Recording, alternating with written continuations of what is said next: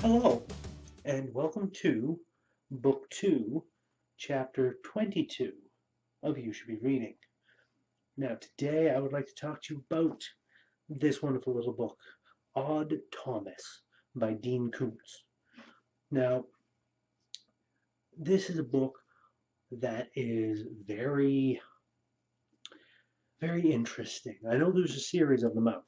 The only one I've read is this one, however, but it looks like it would have a great potential.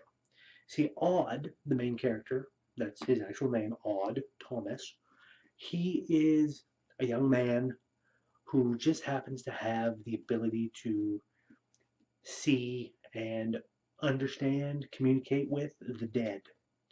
But he also sees strange, um, shadowy like creatures that aren't the dead, but seem to be harbingers of evil. They seem to gather around evil people and follow in the wake of disaster. They seem to coalesce like that. And that's where the whole book starts off. It starts off in a tiny little town, I believe, named Pico Mundo, somewhere down, I believe, in New Mexico, possibly Arizona, somewhere down there in the really hot desert states. Just a tiny little town in the middle of the desert. And what happens is he's there. He's got a young girlfriend named Stormy Llewellyn. He's got another friend who is very large man. He's described as I believe a writer, if I remember correctly, and it deals with some interesting things. This new fellow shows up in town, and Odd notices him and notices that all these dark, shadowy creatures are around him, and so he starts poking around. And the more he pokes around, the more he finds out this new fellow, who seems very nice, but there's something just quite off about him.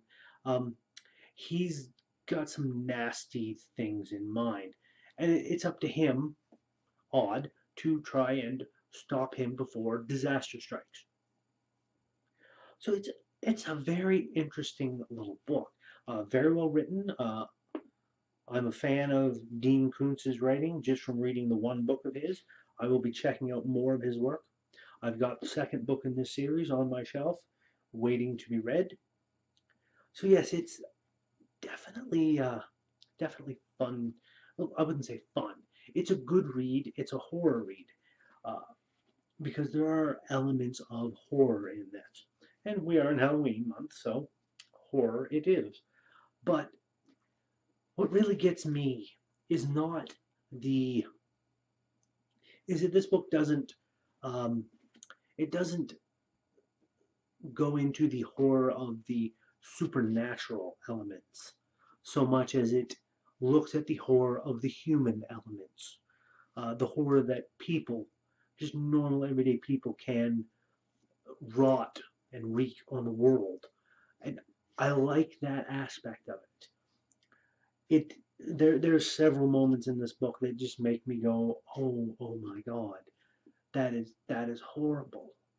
It's that kind of horror that make you feel that the events that have occurred is a horrible tragedy, and just it strikes right to the heart of you. So I love that book for this. Um, there's great characterization. Odd is a very interesting guy.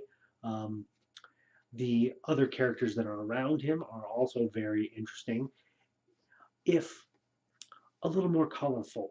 See, Odd seems to be a very neutral character, very laid back, very quiet in how he does things. Even though he does have a personality, he seems to hold a lot of his emotions in himself. While everyone around him seems a lot more energetic, a lot more colorful, simply by comparison. So that I like. So yes, this is all about Odd Thomas and Dean Koontz. So I'm going to read you a little bit of it before I let you go. Chapter 1. My name is Odd Thomas, though in this age when fame is the altar at which most people worship, I'm not sure why you should care who I am or that I exist. I am not a celebrity. I'm not the child of a celebrity. I have never been married to, never been abused by, and never provided a kidney for transplantation into any celebrity. Furthermore, I have no desire to be a celebrity. In fact, I am such a non-entity by the standards of our culture that People magazine not only will never feature a piece about me, but might also reject my attempts to subscribe to their publication on the grounds that the black hole gravity of my non-celebrity is powerful enough to suck their entire enterprise into oblivion. I am 20 years old. To a world-wise adult, I am little more than a child. To any child, however, I am old enough to be distrusted, to be excluded forever from the magical community of the short and beardless. Consequently, a demographics expert might conclude that my sole audience is other young men and women currently adrift between their 20th and 21st birthdays. In truth, I have nothing to say to that narrow audience. In my experience, I don't care about most of the things that other 20-year-old Americans care about, except survival, of course. I lead an unusual life. By this I do not mean that my life is better than yours. I am sure that your life is filled with as much happiness, charm, wonder, and abiding fear as anyone could wish. Like me, you are human, after all, and we know what a joy and terror that is. I mean only that my life is not typical. Peculiar things happen to me that don't happen to other people with regularity, if ever. For example, I would have never written this memoir if I had not been commanded to do so by a 400-pound man with 6 fingers on his left hand. His name is P. Oswald Boone. Everyone calls him Little Ozzy, because his father, Big Ozzy, is still alive. Little Ozzy has a cat named Terrible Chester. He loves that cat.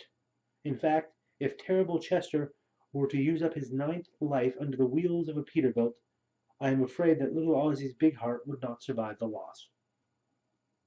Personally, I do not have a great affection for Terrible Chester, because, for one thing, he has on several occasions peed on my shoes.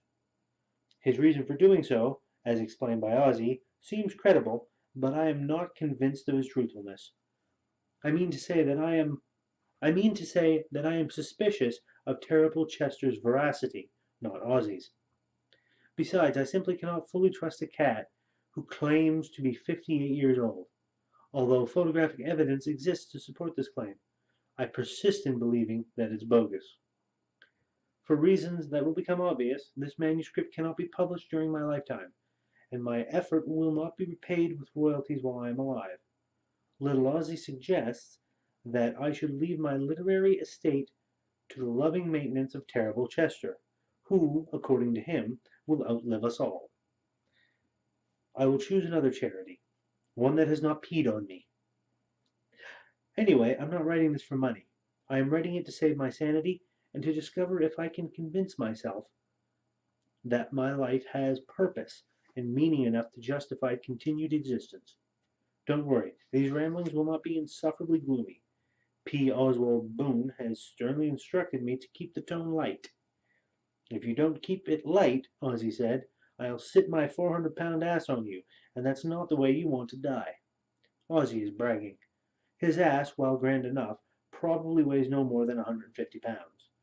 The other 250 are distributed across the rest of his suffering skeleton.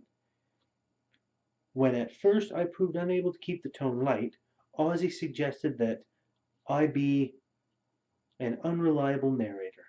It worked for Agatha Christie in The Murder of Roger Ackroyd, he said. In that first-person mystery novel, the nice guy narrator turns out to be the murderer of Roger Ackroyd, a fact he conceals from the reader until the end. Understand, I am not a murderer. I have done nothing evil that I am concealing from you. My unreliability as a narrator has to do largely with the tense of certain verbs. Don't worry about it. You'll know the truth soon enough. Anyway, I'm getting ahead of my story. Little Ozzy and Terrible Chester do not enter the picture until after the cow explodes. This story began on a Tuesday. For you, that is the day after Monday. For me, it is a day that, like the other 6, brims with the potential for mystery, adventure, and terror. You should not take this to mean that my life is romantic and magical. Too much mystery is merely an annoyance. Too much adventure is exhausting, and a little terror goes a long way. Without the help of an alarm clock, I woke that Tuesday morning at 5 from a dream about dead bowling alley employees. I never set the alarm because my internal clock is so reliable. If I wish to wake promptly at 5, then before I go to bed, I tell myself 3 times that I must be awake sharply at 4:45. While reliable, my internal alarm clock for some reason runs 15 minutes slow. I learned this years ago and have adjusted to the problem. The dream about the dead bowling alley employees has troubled my sleep once or twice a month for 3 years. The details are not yet specific enough to act upon. I will have to wait and hope that clarification doesn't come to me too late. So I woke at 5, sat up in bed, and said, "Spare me that I may serve," which is the morning prayer that my Granny Sugars taught me to say when I was little. Pearl Sugars was my mother's mother. If she had been my father's mother, my name would be Odd Sugars, further complicating my life. Granny Sugars believed in bargaining with God. She called him that old rug merchant. Before every poker game she promised God to spread his holy word or to share her good fortunes with orphans in return for a few unbeatable hands. Throughout her life, winnings from card games remained a significant source of income. Being a hard-drinking woman with numerous interests in addition to poker, Granny Sugars didn't always spend as much time spreading God's word as she promised him that she would. She believed that God expected to be conned more often than not, and that he would be a good sport about it. "You can con God and get away with it," Granny said, "if you do so with charm and wit. If you live your life with imagination and verve, God will play along just to see what outrageously entertaining thing you'll do next. He'll also cut you some slack if you're astonishingly stupid in an amusing fashion." Granny claimed that this explains why uncountable millions of breathtakingly stupid people get along just fine in life. Of course, in the process, you must never do harm to others in any serious way, or you'll cease to amuse him. Then payment comes due for the promises you didn't keep. I'll leave it at that, because the chapter goes on for a little while, and I don't want to spoil what comes next. Uh, so yes, that is Odd Thomas by Dean Koontz. And it is a delightful little romp through horror and whatnot. As you can tell from what I read there, the tone of the author, being Thomas being the writer, it seems to be very, like, he has that emotion, but he seems to be very muted in how he says it, very very static, almost in a way, like he's afraid to put himself out there. And I definitely am not going to spoil the ending of it, but it is worth your time to read. So I'm going to leave it at that. And keep in mind, this week, you should be reading Odd Thomas by Dean Koontz. And I'll see you next week.